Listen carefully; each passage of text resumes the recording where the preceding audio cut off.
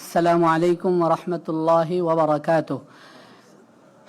الحمد لله أولا وآخرا وباطنا وظاهرا. الحمد لله في البدء والختام، والحمد لله على التمام. وأصلي وأسلم على مسك الختام نبينا وسيدنا ومولانا محمد وعلى آله وأصحابه البررة الكرام وسلم تسليما كثيرا كثيرا. أما بعد. জাতীয় উলামা মাশায়েখ আইম্মা পরিষদের উদ্যোগে আয়োজিত আজকের এই শানে সাহাবা কনফারেন্সের মুহতারাম সভাপতি, উপস্থিত উলামায়ে কেরাম, আমাকে সময় দেওয়া হয়েছে মাত্র 15 মিনিট, কিন্তু বিষয়টা এত দীর্ঘ আলোচনার দাবি রাখে যে এই কনফারেন্সের শুরু থেকে যদি আপনারা বসে থাকতেন আর আমি কথা বলতাম, এবং কনফারেন্সের যে নির্ধারিত সময় রয়েছে সেই নির্ধারিত সময় পর্যন্ত আমি যদি একাই কথা বলতাম, তারপরেও আমার মনে হয় আমি যে প্রস্তুতি নিয়ে এসেছি সেটা বলে শেষ করতে পারতাম না। আমি এ বিষয়ে সংক্ষিপ্ত কিছু লেখা তৈরি করার জন্য বসেছিলাম। এই গত কয়েকদিনের মধ্যে আবার আমার ব্যক্তিগত কিছু সফরও ছিল, অসুস্থতাও ছিল, তারপরও 120 পৃষ্ঠার একটা প্রবন্ধ তৈরি হয়েছে। আমি এটা জাতীয় উলামা মাশায়েখ আইম্মা পরিষদের কাছে প্রস্তাব করছি, যদি ওনারা মুনাসিব মনে করেন, কোনো রকমের কোনো পারিশ্রমিক, কোনো রকমের কোনো হাদিয়া আমাকে দেওয়া ছাড়া ওনারা যদি এটা ছাপিয়ে জনগণের কাছে, সাধারণ মানুষের কাছে, শিক্ষিত শ্রেণীর কাছে পেশ করেন, তাহলে ইনশাআল্লাহ জাতি প্রকৃত অবস্থা বুঝতে সক্ষম হবে। জাযাকুমুল্লাহ আহসানাল জাযা। দ্বিতীয় কথা, যে বিষয়টা সবচেয়ে দুঃখজনক, যেটা শুনতে শুনতে আমাদের কান এই পর্যন্ত ঝালাপালা হওয়ার মতো উপক্রম, আজ বেশি 2017-18 থেকে এটা বেশ বীরত্বের সাথে আমাদের মাওলানা আবুল আলা মওদুদী সাহেবকে যারা এদেশে অনুসরণ করেন, যারা ফলো করেন, যারা হাইলাইট করেন, যারা মাওলানা মওদুদী সাহেবকে অনুসরণ করার দাবি করেন, তারা একটা কথা বলে থাকেন যে মাওলানা আবুল আলা মওদুদী সাহেব কোথাও সাহাবায়ে কেরাম সম্পর্কে কোনো সমালোচনা করেন নাই। সবাই বলেন নাউজুবিল্লাহ। মানে আমরা যে বারবার একটা কথা বলি যে মাওলানা আবুল আলা মওদুদী সাহেব সাহাবায়ে কেরামের সমালোচনা করেছেন, বিশেষভাবে আমার আজকে যে আলোচ্য বিষয় হযরত আমির মুআবিয়া রাদিয়াল্লাহু তাআলা আনহুর উপরে মওদুদী সাহেব কোন আপত্তি করেছেন কিনা। গতকালকে রাত্রে আমি একটা বিষয়ে ফেসবুকে পোস্ট করেছিলাম যে সাহাবায়ে কেরামের সমালোচনা থেকে সাবধান, এই শিরোনাম দিয়ে। ওখানে বেশ কয়েকজন ভাই কমেন্ট করেছেন। আমি ওখানে খিলাফত ও মুলুকিয়তের কথা এনেছি যে খিলাফত ও মুলুকিয়ত কিতাবে হযরত মুআবিয়া রাদিয়াল্লাহু আনহু সম্পর্কে কটূক্তি করা হয়েছে, কিন্তু অনেক ভাই সেখানে যারা মাওলানা আবুল আলা মওদুদী সাহেবের প্রতিষ্ঠিত জামায়াতে ইসলামীর রাজনীতির সাথে জড়িত, ওনারা ওখানে বাজেভাবে আমাকে আক্রমণ করেছেন। 2-1 ভাই বাজে আক্রমণের পাশাপাশি কমেন্ট করেছেন যে আমরা তো খিলাফত ও মুলুকিয়ত পড়েছি, খিলাফত ও মুলুকিয়ত কিতাবে মাওলানা আবুল আলা মওদুদী সাহেব হযরত মুআবিয়া রাদিয়াল্লাহু আনহু সম্পর্কে কোনো কটূক্তি করেন নাই, নাউজুবিল্লাহ। তো আমি আমার এই সংক্ষিপ্ত সময়ে আমি আপনাদেরকে এটা দেখানোর চেষ্টা করব যে মাওলানা আবুল আলা মওদুদী সাহেব হযরত মুআবিয়া রাদিয়াল্লাহু আনহু সম্পর্কে কটূক্তি করেছেন কিনা। আমার প্রথম দাবি এবং সুস্পষ্ট দাবি, এবং সুস্পষ্টভাবে আমি কথা বলছি মিডিয়ার সামনে, যে হযরত মুআবিয়া রাদিয়াল্লাহু আনহু সম্পর্কে মাওলানা আবুল আলা মওদুদী সাহেব কটূক্তি করেছেন। শুধু কটূক্তি না, জঘন্যতম কটূক্তি করেছেন। আপনারা যারা এখানে তালেবে ইলম ভাই আছেন, উলামায়ে কেরাম যারা আছেন, আপনারা হয়তো আমাদের এই বাররে সাগীরের বর্তমান ভারত উপমহাদেশের শ্রেষ্ঠ ইসলামী ব্যক্তিত্ব, মুসলিম উম্মার গর্বের ধন, শাইখুল ইসলামী ওয়াল মুসলিমিন হযরত মাওলানা মুফতি মোহাম্মদ তাকি ওসমানী দামত বারাকাতুহুমের হযরত মুআবিয়া और তারিখি হাকায়েক এই কিতাব হয়তো দেখেছেন।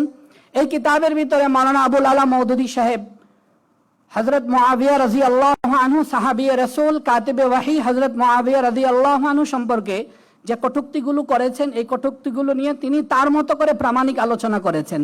যেহেতু কিতাবটা খুব সহজবোধ্য, সহজলভ্য, বাংলাদেশের অধিকাংশ মাকতাবাতে, লাইব্রেরিগুলোতে এটা পাওয়া যায়, এবং আমি তো মনে করি যারা আমরা একটু সচেতন পাঠক আছি, আমাদের সকলের ঘরে ঘরে ব্যক্তিগত কিতাবের আলমারিতে, লাইব্রেরিতে এই বই আছে। এজন্য আমি নিয়ত করেছি ওই বইতে যেই অভিযোগগুলোকে খণ্ডন করা হয়েছে এগুলো একটাও এখানে বলবো না। নতুন করে যেগুলো ওই কিতাবে আসে নাই, যেগুলো আমাদের থেকে এখনো গোপন রয়ে গেছে, সে বিষয়ে আপনাদের সামনে কথা বলবো। আমি আমার এই আলোচনাটাকে, আমার পুরো আলোচনাটাকে 3টা পয়েন্টে সাজিয়েছিলাম। একটা ছিল আমার খুব ছোট্ট একটা ভূমিকা, তারপর হযরত মুআবিয়া রাদিয়াল্লাহু আনহু সম্পর্কে যারা সমালোচনা করে থাকেন তাদের বিষয়ে সালাফে সালেহিন সালাফে সালেহিন বলতে আমরা মধ্যযুগের বা তাবেঈন পর্যন্ত বুঝি, কিন্তু যারা হযরত মুআবিয়া রাদিয়াল্লাহু আনহু জামানা দেখেছেন, মুআবিয়া রাদিয়াল্লাহু আনহুকে খুব কাছ থেকে দেখেছেন, মুআবিয়া রাদিয়াল্লাহু আনহুর দাওরে খেলাফতকে যারা অনুভব করেছেন, তাদের ব্যাপারে তারা কি ধরনের নজরিয়া লালন করতেন, যারা মুআবিয়া রাদিয়াল্লাহু আনহু সম্পর্কে আলোচনা করতেন, এ বিষয়ে কথা বলতে চেয়েছিলাম। তো এ বিষয়ে যদি আমি কথা বলতে যাই তাহলে কথা অনেক লম্বা হয়ে যাবে। তবে উপস্থিত শ্রোতাদের উপকারের জন্য আমি আমার ভূমিকাটা শুধু সংক্ষেপে বলছি। আমরা যখন ঢালকানগর মাদ্রাসায় পড়তাম, তখন জাতীয় মসজিদ বাইতুল মোকাররমের সম্মানিত খতিব, জিনাতুল উলামা, ফখরুল উলামা ওয়াল মুহাদ্দিসিন হযরত মাওলানা আব্দুল মালিক সাহেব দামাত বারাকাতুহুম প্রত্যেক সপ্তাহে একদিন ঢালকানগরে দর্স করাতেন। আবার একদিন সপ্তাহে শুক্রবার ফজরের পর জামিআতুল উলুমিল ইসলামিয়ায় হুজুর হাদিসের দর্স দিতেন, বুখারী শরীফের হাদিস। আমরা ঢালকানগর থেকে ছাত্ররা যেতাম।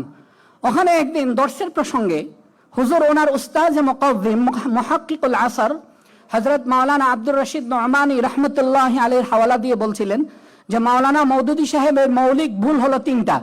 মাওলানা মওদুদী সাহেবের মৌলিক ভুল হলো তিনটা। এক নম্বর হলো ইনাবাত ইলাল্লাহ এবং মুনিবিন ইলাল্লাহ। আল্লাহ পাকের বন্ধু, আল্লাহ পাকের দোস্ত, আমাদের যে সমস্ত আকাবিরিন ইলমে তাসাউফের সাথে জড়িত ছিলেন, যারা আহলুল্লাহ, যাদেরকে আহলুল্লাহ বলে থাকি আমরা, এদের ব্যাপারে মাওলানা মওদুদী সাহেবের একটা নফরত, জঘন্য নফরত তার লেখনীতে, তার বক্তব্য থেকে বোঝা যায়। এটা যে শুধু মাওলানা মওদুদী সাহেবের লেখনীতে আছে এমন না, মাওলানা মওদুদী সাহেবের অনুসারীদের মধ্যেও এটা পাওয়া যায়। খুব সংক্ষেপে বলছি। দুই নাম্বার, যে মাওলানা মওদুদী সাহেবের ইলম হলো সাতহি।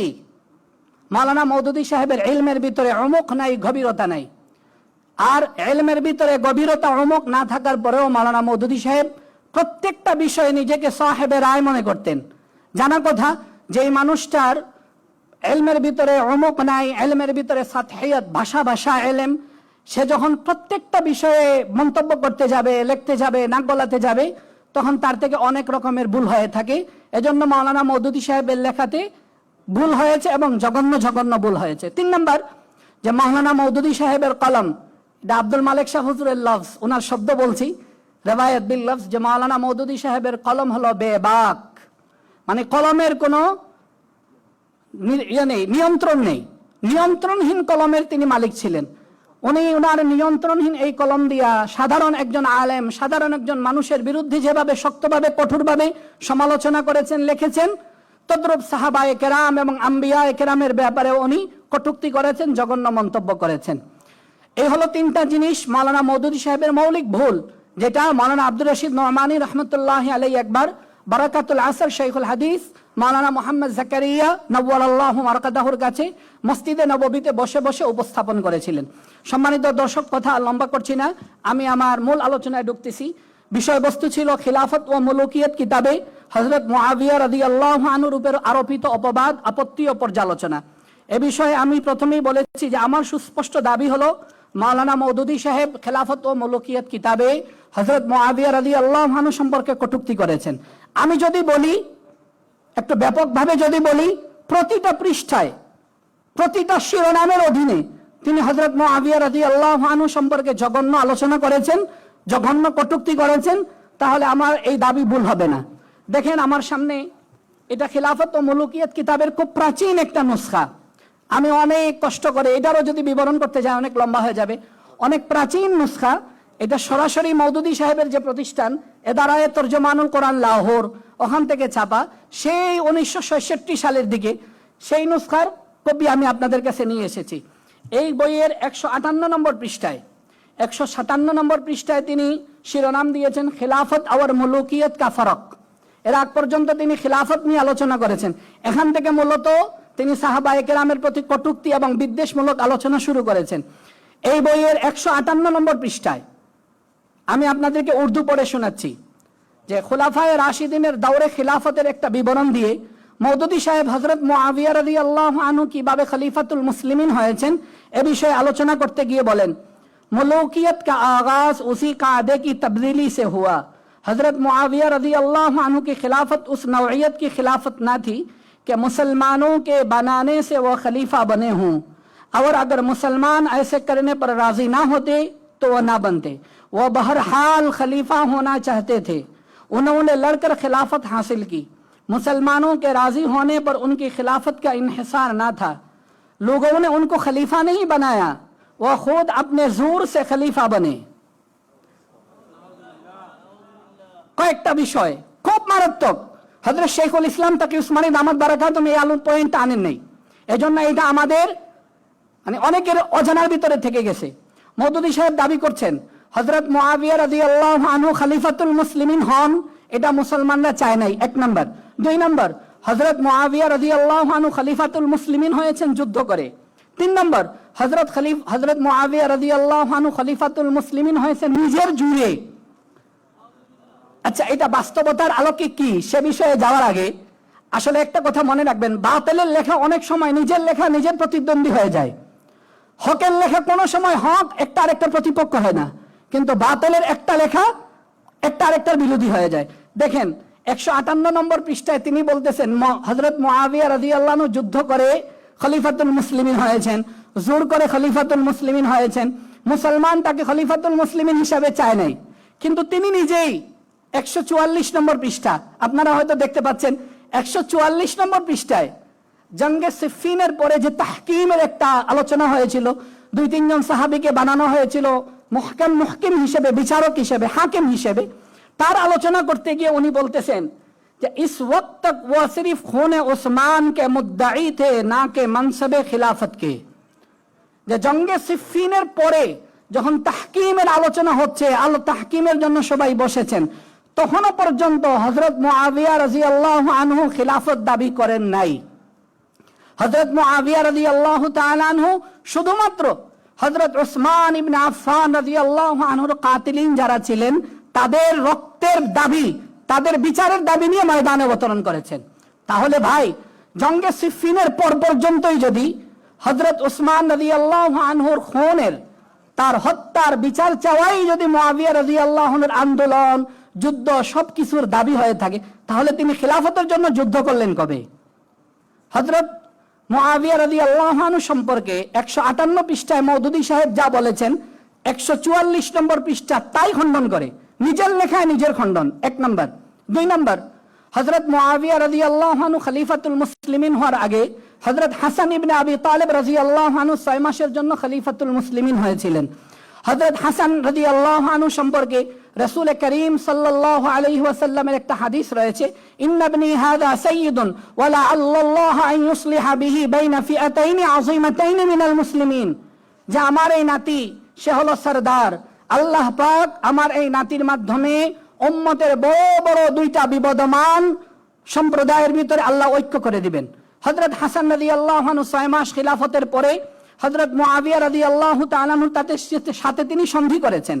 হযরত ইমাম ইবনে কাসির রাহমাতুল্লাহি আলাইহি আল বিদায়া ওয়ান নিহায়া যে কিতাবটা আমার ব্যক্তিগত সংগ্রহে আছে, ওই সংগ্রহের 8ম খণ্ডের 131 নম্বর পৃষ্ঠায় হযরত ইবনে কাসির রাহমাতুল্লাহি আলাইহি বলেন, ইন্নামা দাখালা মুআবিয়া আল কুফা বাদা মুসালাহাতিল হাসান লাহু।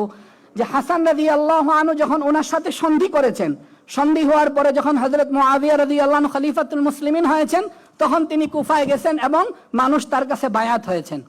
এরপরের পৃষ্ঠায় হযরত হাফেজ ইবনে কাসির রাহমাতুল্লাহি আলাইহি বলেন, ওয়া বাআসা ইলা মুআবিয়া ইয়াতলুবুস সুলহা। যে হাসান রাদিয়াল্লাহু আনহু খলিফাতুল মুসলিমিন থাকা অবস্থায় সুলাহের জন্য লোক পাঠিয়েছেন, সন্ধির জন্য লোক পাঠিয়েছেন হাসানের কাছে। এর পরের লাইনে হাফেজ ইবনে কাসির রাহমাতুল্লাহি আলাইহি বলেন, ওয়া দাখালা মুআবিয়া আল কুফা ফাবায়াহুন নাস। সুলাহ হয়ে যাওয়ার পরে মুআবিয়া রাদিয়াল্লাহু আনহু কুফায় গেছেন, তারপরে মানুষ হযরত মুআবিয়ার কাছে খিলাফতের বায়াত নিয়েছে। হাফেজ ইবনে কাসির রাহমাতুল্লাহি আলাইহি আরো লম্বা আলোচনা করেছেন, আমার এখানে অনেক লম্বা আলোচনা রয়েছে, তা আমি সংক্ষেপ বলছি যে আমিরুল মুমিনিন হযরত মুআবিয়া রাদিয়াল্লাহু আনহু খলিফাতুল মুসলিমিন হয়েছেন সন্ধির মাধ্যমে। হযরত মুআবিয়া রাদিয়াল্লাহু আনহু জোর করে খলিফা হন নাই, হযরত মুআবিয়া রাদিয়াল্লাহু আনহু সন্ধির মাধ্যমে আমিরুল মুমিনিন হয়েছেন, যুদ্ধ করে আমিরুল মুমিনিন হন নাই, যুদ্ধ করে আমিরুল মুমিনিন হন নাই। 3 নাম্বার, ভাই আপনি বলবেন মুআবিয়া রাদিয়াল্লাহু আনহু যুদ্ধ করেছেন, মুআবিয়া রাদিয়াল্লাহু আনহু যুদ্ধ করেছেন হযরত আলীর সাথে, অথচ খলিফাতুল মুসলিমিন হয়েছেন উনি হাসানের পরে, যুদ্ধ করেছেন আলীর সাথে। আপনি ইতিহাসের যে কোনো কিতাব, আল কামিল ফি তারিখ, আল বিদায়া ওয়ান নিহায়া, তারিখুল ইসলাম 52 খণ্ডে যাহাবীর, আপনি ইতিহাসের নির্ভরযোগ্য যে কোনো কিতাব নিয়ে দেখেন, হযরত মুআবিয়া রাদিয়াল্লাহু আনহু যখন আলী রাদিয়াল্লাহু আনহুর সাথে যুদ্ধের ময়দানে অবতরণ করেছেন, কখনো হযরত মুআবিয়া রাদিয়াল্লাহু আনহু খিলাফতের দাবি করেন নাই যে আমি খলিফাতুল মুসলিমিন হব, আমি খলিফাতুল মুসলিমিন হওয়ার জন্য যুদ্ধ করছি না। হযরত মুআবিয়া রাদিয়াল্লাহু আনহু যুদ্ধ করার একটাই মিশন ছিল, কাতিলিনা উসমানের বদলা নেওয়া। হ্যাঁ, খলিফাতুল মুসলিমিন হয়েছেন তিনি সন্ধির মাধ্যমে। এ বিষয়ে যদি আর কথা বলি তাহলে লম্বা হয়ে যাবে। এবার 2 নম্বর পয়েন্ট বলছি যে হযরত মুআবিয়া রাদিয়াল্লাহু আনহু সম্পর্কে মাওলানা মওদুদী সাহেব কি জঘন্য মন্তব্য করেছেন। দেখেন এরপরের পৃষ্ঠায় 159 নম্বর পৃষ্ঠায় মওদুদী সাহেব হযরত মুআবিয়া রাদিয়াল্লাহু আনহু একটা বক্তব্য উল্লেখ করেছেন। মওদুদী সাহেব বলতেছেন, মদিনা পাকে গিয়ে মসজিদে নববীর মিম্বরে দাঁড়িয়ে হযরত মুআবিয়া রাদিয়াল্লাহু আনহু একটা বক্তব্য দিয়েছেন। আরবিটা যদি পড়তে যাই, আমার সময় আমাদের আশরাফি সাহেব বলতেছেন আর 5 মিনিট নাকি আছে, বলতেছেন যে বখুদা मैं तुम्हारी, হ্যাঁ মাশাআল্লাহ, রেজাউল করিম আবরা সাহেব বলতেছেন যে 5 মিনিট বাড়িয়ে দেওয়া হয়েছে, জাযাহুমুল্লাহ। बखुदा मैं तुम्हारी हुकूमत की जिम्मेदार अपने हाथ में लेते हुए उस बात से नावाकिफ था कि तुम मेरे बरसरे इक़्तिदार आने से खुश नहीं हुआ और उसे पसंद नहीं करते। उस मुआमला में जो कुछ तुम्हारे दिलों में है उसे मैं खूब जानता हूँ, मगर मैं अपनी इस तलवार के जोर से तुमको मगलूब करके उसे लिया है। अब अगर तुम ये देखो कि मैं तुम्हारा हक पूरा पूरा अदा नहीं कर रहा हूँ তো থোড়ে পর মুঝসে রাজি রহো। যেহেতু আমাদের অনেক ভাই উর্দু বুঝেন না, তাই আমি আধুনিক প্রকাশনী থেকে যে অনুবাদ বের হয়েছে সেই অনুবাদ গ্রন্থটাও আপনাদের কাছে নিয়ে এসেছি। সময় কম, তারপরেও বুঝার জন্য বাংলাটা পড়ে শোনাচ্ছি যে হযরত মুআবিয়া রাদিয়াল্লাহু আনহু কি বক্তব্য দিয়েছেন, মওদুদী সাহেব কি উল্লেখ করেছেন। 157 নম্বর পৃষ্ঠা আধুনিক প্রকাশনী থেকে যেটা বের হয়েছে, খেলাফত ও রাজতন্ত্র, খেলাফত ও মুলুকিয়তের বাংলা অনুবাদ, এটার 157 নম্বর পৃষ্ঠায় আছে যে মুআবিয়া রাদিয়াল্লাহু আনহু নাকি।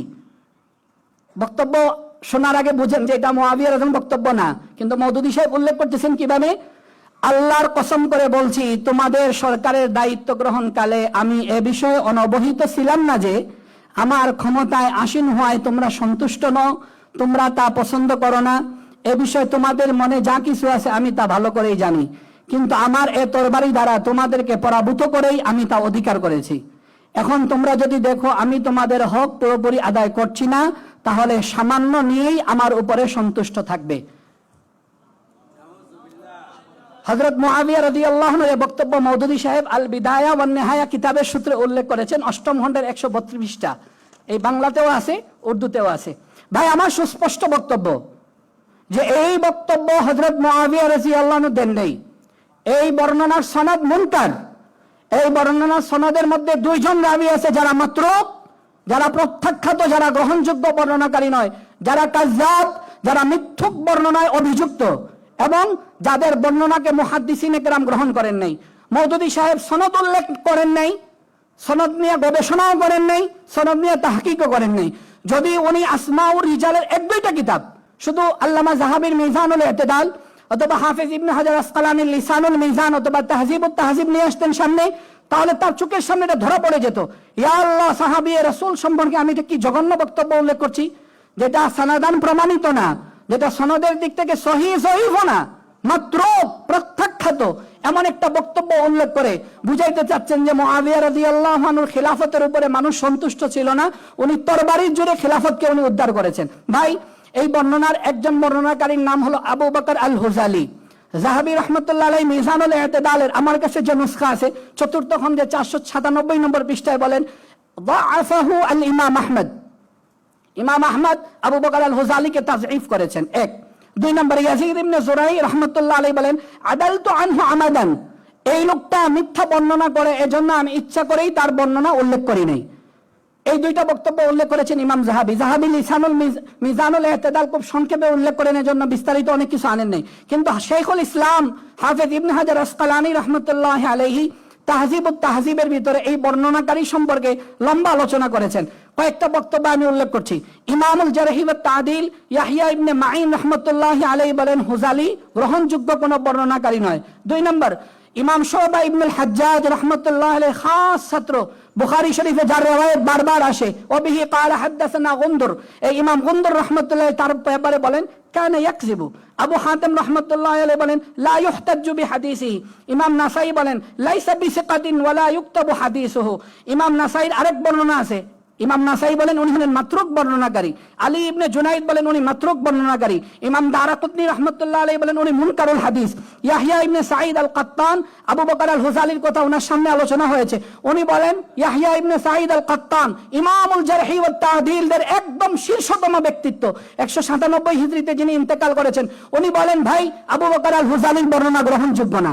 এ ভাই একটা হাদিসের একজন বর্ণনাকারী সম্পর্কে ইয়াহইয়া ইবনে সাঈদ আল কাত্তান, ইয়াহইয়া ইবনে মাঈন, গুনদুর, আবু হাতিম, ইমাম নাসাই সহ এত এত মুহাদ্দিসিনে কেরাম বলতেছেন যে উনি মাতরুক, উনি কাযযাব, উনি লা ইহতাজ্জু বিহাদিসিহি, উনি মাতরুক। তার সনদ মওদুদী সাহেব নিয়ে এসেছেন। এক। দুই নম্বর, এই বর্ণনার আরেকজন বর্ণনাকারী আছেন আসমাঈ। আসমাঈ ইলমে লুগাতের কিংবদন্তি, এটা আমরা স্বীকার করি। ইলমুল লুগাত, ইলমুল আরবের ভিতরে ওনার অনেক গ্রহণযোগ্যতা ছিল, কিন্তু ইলমুল হাদিসে ওনার গ্রহণযোগ্যতা একদম নিম্নমানের। হযরত ইমাম আজদি রাহমাতুল্লাহি আলাইহি তার ব্যাপারে বলেন তিনি যায়ীফুল হাদিস। আবু যায়েদ আনসারী রাহমাতুল্লাহি আলাইহি বলেন আমি আবু উবাইদাকে আসমাঈ সম্পর্কে জিজ্ঞাসা করছি, উনি বলেন কাযাবান, এরা মিথ্যুক বর্ণনাকারী। ও ভাই, একদিকে সাহেবে রাসূল, কাতিবে ওয়াহি, আল্লাহর হাবিব যার ব্যাপারে দোয়া করেছেন আল্লাহুম্মা আল্লিমহুল কিতাব, রাসূল করিম সাল্লাল্লাহু যার ব্যাপারে দোয়া করেছেন আল্লাহুম্মা জাআলহু হাদিয়াম মাহদিয়া, এত বড় কাতিবে ওয়াহি সাহাবী সম্পর্কে আপনি মন্তব্য নিচ্ছেন, আর মন্তব্য নেওয়ার ক্ষেত্রে এরকম মাতরুক কাযযাব বর্ণনাকারীর বর্ণনা নিচ্ছেন। এজন্য আমাদের সুস্পষ্ট বক্তব্য হলো মওদুদী সাহেব হযরত মুআবিয়া রাদিয়াল্লাহু আনহুকে অগ্রহণযোগ্য, জোর করে শৈল শাসকের মতো ক্ষমতা গ্রহণকারী যে প্রমাণ করতে চাচ্ছেন, যেই বর্ণনার আলোকে এই বর্ণনা গ্রহণযোগ্য নয়। আরো উজুবা, আরবিতে বলে উজুবা, মজার বিষয় হলো যে এই বর্ণনা যে মওদুদী সাহেব নিলেন আল বিদায়া ওয়ান নিহায়ার সূত্রে, তার শুরু অংশ নেন নাই। শুরু অংশ কেন নেন নাই? এমনিতেই না, আমাদের বক্তব্য হলো উনি এমনিতে নেন নাই। উনি যদি এই বক্তব্য শুরু অংশ নিতেন তাহলে নিজেই ধরা পড়ে যেতেন নিজের বিবেকের কাছে। কারণ যদিও এটা গ্রহণযোগ্য বর্ণনা নয়, কিন্তু বর্ণনার শুরুতে আছে ফালাম্মা কাদিমা মুআবিয়া আল মাদিনা আমাল জামাআ তালাক্কাতহু রিজালুম মিন উজুহি কুরাইশ ফাকালু আলহামদুলিল্লাহিল্লাযী আ'আজ্জা নাসরাক ওয়া আ'লা আমরাক। উনি যখন মদিনা পাকে আসছেন, মদিনা পাকের মানুষ খুব ওয়েলকাম, আহলান সাহলান জানিয়েছেন। এমনকি যারা কুরাইশের মুহাজিরিন তারা হযরত মুআবিয়া রাদিয়াল্লাহু তাআলা আনহুকে অভিবাদন জানিয়েছেন। এমনকি এর পরের রিওয়ায়াতের ভিতরে আছে ইবনে কাসির রাহমাতুল্লাহ উল্লেখ করেছেন ফালাকিয়াহুল হাসান ওয়াল হুসাইন ওয়া রিজালুম মিন কুরাইশ, স্বয়ং হাসান এবং হুসাইন রাদিয়াল্লাহু আনহু সাক্ষাৎ করে তাকে ধন্যবাদ জানিয়েছেন। যেখানে কুরাইশের লোকজন তাকে ধন্যবাদ জানাচ্ছেন, মদিনার আনসার মুহাজিরিন তাকে ধন্যবাদ জানাচ্ছেন। এমনকি সাইয়্যিদা শাবাবি আহলিল জান্নাহ হাসান এবং হুসাইন রাদিয়াল্লাহু আনহু তাকে অভিবাদন জানাচ্ছেন। আর আপনি বলতেছেন মদিনায় উনি বক্তব্য দিচ্ছেন যে তোমরা আমাকে গ্রহণ করো না, নাউযুবিল্লাহ।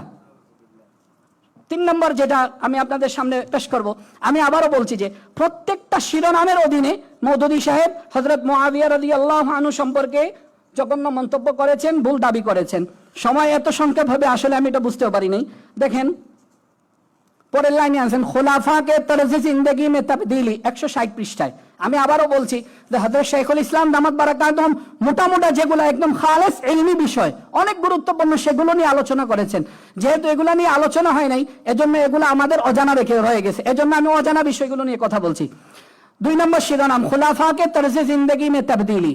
दूसरी नमाया तब्दीली ये थी कि दौरे मुलूकियत के आगाज ही से बादशाह किस्म के खुलाफा ने कैसर व किसरा का ऐसा तर्ज जिंदगी इख्तियार कर लिया और उस तरीके को छोड़ दिया जिस पर नबी करीम सल्लल्लाहु अलैहि वसल्लम और चारों खुलाफाए राशिदीन जिंदगी बसर करते थे। उन्होंने शाही महल्लात में रहना शुरू कर दिया। शाही बॉडीगार्ड ने उनके महल्लों की हिफाजत करने और उनके जिलों में चलने लगे। हाजिब व दरबान उनके और आवाम के दरमियान हायल हो गए। रईयत का बराह रास्त उन तक पहुंचना और उनका खुद रईयत के दरमियान रहना सरना और चलना फिरना बंद हो गया। আর যদি বলি অনেক লম্বা হবে, পরের পৃষ্ঠা পর্যন্ত আমি লাল দাগ দিয়ে নিয়ে এসেছি যে মওদুদী সাহেবের দাবি হলো মুলুকিয়তের শুরুতে মুআবিয়া রাদিয়াল্লাহু আনহু যখন খলিফাতুল মুসলিমিন হলেন, একদম ওনার সুস্পষ্ট শব্দ ফারেস ওয়া কায়সার, যে রোম সম্রাট এবং পারস্য সম্রাট ইহুদ ও নাসারারা যেভাবে খুব আয়েশি বিলাসী জীবন যাপন করে, এরকম মুআবিয়া রাদিয়াল্লাহু আনহু বিলাসী জীবন যাপন শুরু করেছেন। পরের পৃষ্ঠায় উনি লিখছেন যে আগের খোলাফায়ে রাশিদিনরা মসজিদে আযান দিতেন, লোকজন ওনাদের সাথে দেখা করতে পারত, এগুলা কিছুই থাকে নাই, সবগুলা নাকি হযরত মুআবিয়া রাদিয়াল্লাহু আনহু পরিবর্তন করে ফেলছেন। ও ভাই, আমরা যদি ইতিহাসে দেখি হযরত মুআবিয়া রাদিয়াল্লাহু আনহু সম্পর্কে উলামায়ে কেরাম কি লিখেছেন, খলিফাতুল মুসলিমিন হওয়ার পরে ওনার জীবন বৃত্তান্তটা কেমন ছিল। সময় তো খুব বেশি নাই, আমি এক দুইটা বক্তব্য উল্লেখ করছি। ইমাম আউজাঈ রাহমাতুল্লাহি আলাইহি এর শায়েখ, ইমাম আউজাঈ জানেন আপনারা ইলমুল হাদিসের প্রথিতযশা ইমাম, ওনার একজন শায়েখ ছিলেন শায়েখ ইউনুস ইবনে মাইসারা হালবাস রাহমাতুল্লাহি আলাইহি। ওনার বক্তব্য সিয়ারু আলামিন নুবালা কিতাবেও আছে, আল বিদায়া ওয়ান নিহায়া কিতাবের ভিতরেও আছে, যে রাআইতু মুআবিয়া ফি সুকি দিমাশক আলা বাগলাতিন আলাইহি কামিসুন মারকু আল জিব। এরপরে বর্ণনা আছে আবু হামালা, দুটোটা একসাথে পড়ে শোনাচ্ছি। রাআইতু মুআবিয়া আলা মিম্বারে দিমাশক ইয়াখতুবুন নাস ওয়া আলাইহি সাওবুন মারকু, যে আমি খলিফাতুল মুসলিমিন হওয়ার পরে হযরত মুআবিয়া রাদিয়াল্লাহু আনহুকে দেখেছি বাজারে ঘুরতে। শাইখ ইউনুস ইবনে মাইসারা হালবাস বলেন, আমি বাজারে ঘুরতে দেখেছি হযরত মুআবিয়া রাদিয়াল্লাহু আনহু জামা ছিল সিরা তালিযুক্ত। আর আবু হামালা বলেন, আমি দেখেছি জুমার খুতবা দিচ্ছেন দিমাশকের কেন্দ্রীয় মসজিদে আমিরুল মুমিনিন, ইউরোপ সহ 3টা মহাদেশ যার পরিচালনায় ছিল, যিনি 3টা মহাদেশের বাদশাহ, উনি বক্তব্য দিচ্ছেন, ওনার জামা ছিল সিরাত আলীযুক্ত। এরপরে সাদ ইবনে আবি ওয়াক্কাস, যিনি আশারায়ে মুবাশশারের একজন, উনি বলেন, মা রাআইতু আহাদান বা'দা উসমান আকদা বিল হক মিন সাহিবি হাযাল বাব। হযরত উসমান রাদিয়াল্লাহু আনহুর পরে ইনসাফের সাথে আদলের সাথে সবচাইতে বেশি খিলাফা পরিচালনা করেছেন হযরত মুআবিয়া রাদিয়াল্লাহু আনহু।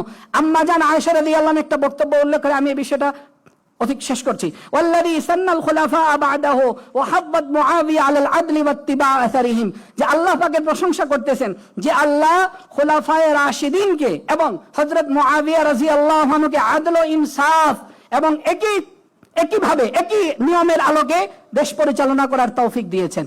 তো ভাই, যেখানে যারা মুআবিয়া রাদিয়াল্লাহু আনহুকে দেখেছেন স্বচক্ষে, তারা বলতেছেন খলিফাতুল মুসলিমিন হওয়ার পরে ওনার জামা ছিঁড়া, ওনারা বলতেছেন জুমার খুতবা দিচ্ছেন জামাত আলী, ওনারা বলতেছেন যে খোলাফায়ে রাশিদিন যেভাবে খেলাফত চালিয়েছেন মুআবিয়া রাদিয়াল্লাহু আনহু সেভাবে চালিয়েছেন।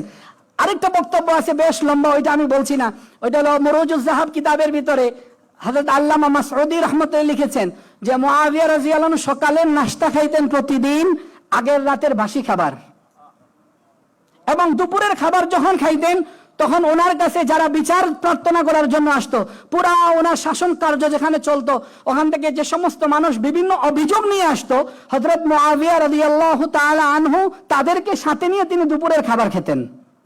তারপর হযরত মুআবিয়া রাদিয়াল্লাহু আনহু জীবনে লিখেছে, কানা মিন আখলাকি মুআবিয়া আন্নাহু কানা ইউআদ্দিনু ফিল ইয়াওমি ওয়াল লাইলা 5 মাররাত, যে হযরত মুআবিয়া রাদিয়াল্লাহু আনহু খলিফাতুল মুসলিমিন হওয়ার পরেও 5 ওয়াক্ত নামাজের আযান দিতেন।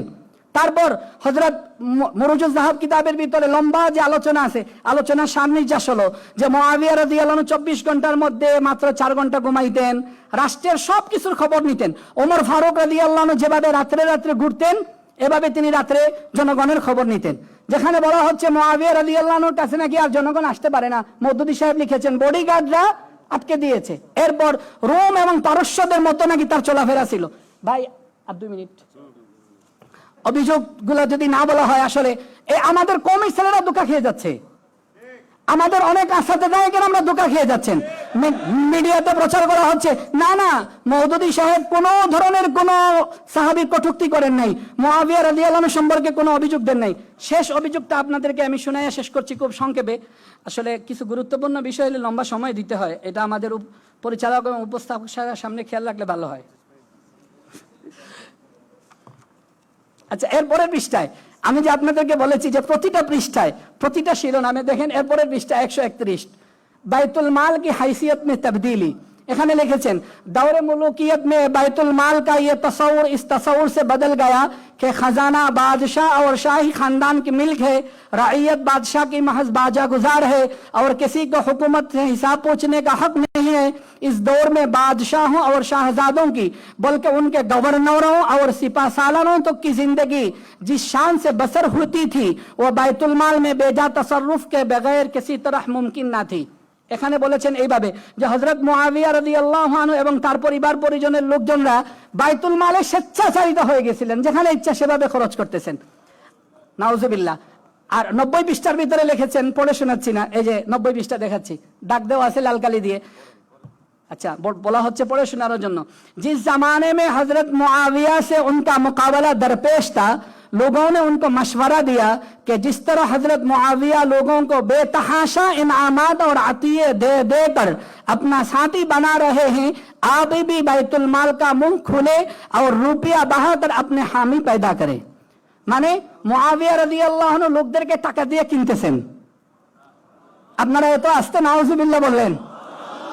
মুআবিয়া রাদিয়াল্লাহু আনহু নাকি বাইতুল মালের টাকা দিয়ে মানুষকে নিজের মতো করে নিচ্ছেন। আচ্ছা, এই বর্ণনা মওদুদী সাহেব এখানে আপনারা এই কিতাবের 90 পৃষ্ঠায় দেখবেন, উনি যার হাওয়ালা দিয়ে লিখেছেন ইবনু আবিল হাদিদ, এই লেখকের শরহ নাহজিল বালাগা কিতাবের হাওয়ালা দিয়ে। তিনি নিজে 309 নম্বর পৃষ্ঠা দেখেন, আমি সবুজ কালি দিয়ে নিয়ে এসেছি। 309 নম্বর পৃষ্ঠার ভিতরে বলতেছেন যে পহলা কিस्म के माखिज में से इब्न अबिल हदीद का शिया होना तो जाहिर है। যেই বর্ণনাকারীর কিতাব থেকে যার সনদে তিনি এটা উল্লেখ করলেন, নিজে বলতেছেন এই বর্ণনাকারী শিয়া। আর জানা কথা, শিয়ারা হযরত মুআবিয়ার প্রশংসা করে। শিয়াদের কাজ ছিল দিনে রাত্রে হযরত মুআবিয়া রাদিয়াল্লাহু আনহু সমালোচনা করা। ভাই এখানে একটা কথা বলি, হ্যাঁ মুআবিয়া রাদিয়াল্লাহু আনহু মানুষকে বাইতুল মাল থেকে হাদিয়া দিতেন, একথা সত্য, এটা আমরা অস্বীকার করি না। কিন্তু আমাদের সুস্পষ্ট বক্তব্য হলো মুআবিয়া রাদিয়াল্লাহু আনহু হাদিয়া দিতেন খলিফাতুল মুসলিমিন হওয়ার আগে নয়, খলিফাতুল মুসলিমিন হওয়ার পর। যেটা বলা হচ্ছে যে মানুষকে নিজের মতো করে নেওয়ার জন্য উনি খলিফাতুল মুসলিমিন, মানুষকে নিজের মতো করে নেওয়ার জন্য তিনি টাকা দিতেন না। সব মানুষ যখন ওনার হাতে বায়াত, কেউ ওনার মুখালিফ না, কেউ ওনার বিরোধী না, তখন তিনি মানুষকে হাদিয়া দিতেন। এই হাদিয়া দেওয়ার অর্থ এটা ছিল না মানুষকে তার পক্ষে নেওয়া, বরং হাদিয়া দেওয়ার অর্থ ছিল সম্মানী মানুষকে সম্মাননা দেওয়া, সম্মানী মানুষকে সম্মাননা দেওয়া। মুআবিয়া রাদিয়াল্লাহু আনহু হাদিয়া দিয়েছেন কাকে? নাম শুনবেন। 1 নম্বর উম্মুল মুমিনিন হযরত আয়েশা আস-সিদ্দিকা রাদিয়াল্লাহু তাআলা আনহা। আল বিদায়া ওয়ান নিহায়া কিতাবের ভিতরে আছে কাযা মুআবিয়া আন আয়েশা উম্মুল মুমিনিন 18000 দিনার কানাত আলাইহা। আম্মা জান মানুষকে দান করতে করতে করতে করতে 18000 দিরহাম ঋণী হয়ে গেছেন। মুআবিয়া রাদিয়াল্লাহু আনহু খবর পেয়ে আম্মা জানকে এটা ঋণ শোধ করার জন্য দিয়েছেন। আরেকবার মদিনা পাকে মুআবিয়া রাদিয়াল্লাহু আনহু আম্মা জানকে 1 লাখ দিরহাম দিয়েছেন। আম্মা জান সকাল থেকে সন্ধ্যার আগে 1 লাখ দিরহাম হাদিয়া দিয়ে মানুষকে সদকা করে দিয়েছেন।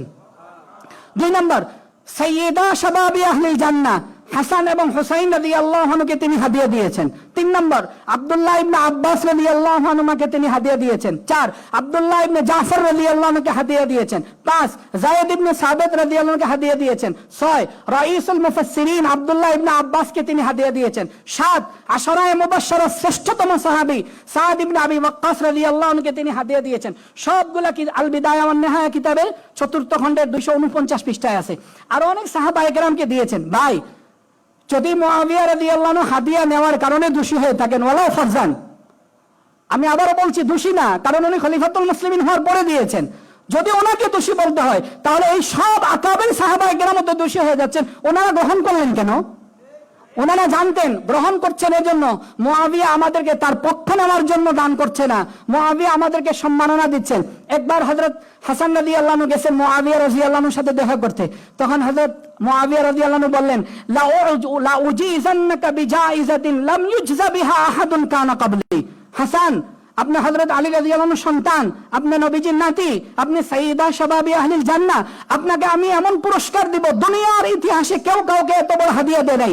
তারপরে মুআবিয়া রাদিয়াল্লাহু আনহু তাকে 40 লক্ষ দিরহাম হাদিয়া দিয়েছেন। হাসান হুসাইন রাদিয়াল্লাহু আনহু পাশে ছিলেন। হুসাইন রাদিয়াল্লাহু আনহু বলেন আপনি সবচেয়ে বড় হাদিয়া দিবেন, ঠিক আছে, কিন্তু আপনি যাদেরকে হাদিয়া দিচ্ছেন তাদের চেয়ে শ্রেষ্ঠ কোনো মানুষকে আপনি জীবনে হাদিয়া দেন নাই। তো ভাই মুআবিয়া রাদিয়াল্লাহু আনহু হাদিয়া দিয়েছেন খলিফাতুল মুসলিমিন হওয়ার পর, গ্রহণ করেছেন আকাবের সাহাবায়ে কেরাম। তারপরে যদি বলা হয় মুআবিয়া রাদিয়াল্লাহু আনহু বেতাহাশা মানুষকে নিজের মত করে নেওয়ার জন্য মানুষকে কিনে নিচ্ছেন, নাউজুবিল্লাহ। এইভাবে মাওলানা মওদুদী সাহেব এই কিতাবের পৃষ্ঠায় পৃষ্ঠায় শিরোনামে শিরোনামে হযরত মুআবিয়া রাদিয়াল্লাহু আনহু সম্পর্কে কটূক্তি করেছেন এবং জঘন্য কটূক্তি করেছেন। আমরা জাতীয় উলামা মাশায়েখের অধীনে বাংলাদেশের যারা মাওলানা মওদুদী সাহেবকে অনুসরণ করেন, ফলো করেন, ওপেন চ্যালেঞ্জ আমরা ঘোষণা করছি, আপনারা বসবেন, আসবেন, যদি মিডিয়ার সামনে জাতির সামনে আপনারা যে শর্ত দিবেন সেই শর্তের পাশে আমরা 3 জন পাশাপাশি আছি।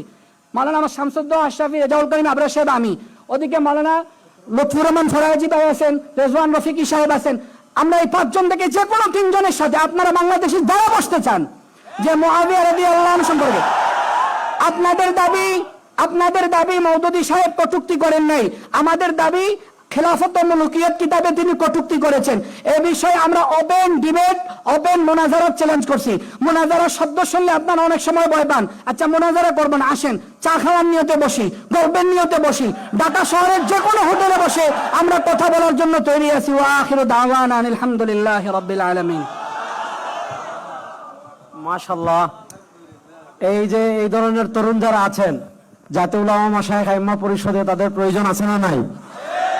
আমার বড় ভাই, আমি তো দাওয়াত দিতে পারি না, আমাদের পিসাব চরমুনাই হাফিজাহুল্লাহ এই প্ল্যাটফর্মটা তৈরি করেছেন এজন্য যে এখান থেকে এই বুদ্ধিভিত্তিক কাজগুলো হবে।